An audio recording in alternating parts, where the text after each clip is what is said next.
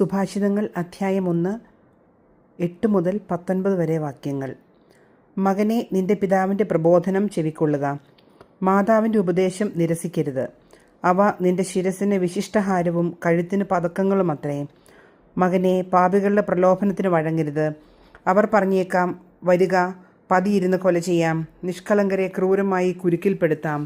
അവരെ പാതാളമെന്ന പോലെ നമുക്ക് ജീവനോടെ വിഴുങ്ങാം. അവർ ഗർത്തത്തിൽ പതിക്കുന്നവരെ പോലെയാകും. വിലയേറിയ വിഭവങ്ങൾ നമുക്ക് ലഭിക്കും. കൊള്ളമുതൽ കൊണ്ട് നമുക്ക് വീട് നിറയ്ക്കാം. ഞങ്ങളോട് പങ്കുചേരുക, നമുക്കൊരു പണസഞ്ചി മാത്രം. മകനെ, നീ അവരുടെ വഴിയെ പോകരുത്. അവരുടെ മാർഗത്തിൽ നിന്ന് ഒഴിഞ്ഞു മാറുക. അവരുടെ പാദങ്ങൾ തിന്മയിലേക്ക് പായുന്നു. ചോര ചിന്താൻ അവർ വെമ്പൽ കൊള്ളുന്നു. പക്ഷി കാണെ അതിന് വല വയ്ക്കുന്നത് നിഷ്ഫലമാണല്ലോ. ഇവർ പതിയിരിക്കുന്നത് സ്വന്തം രക്തത്തിനു വേണ്ടിയാണ്.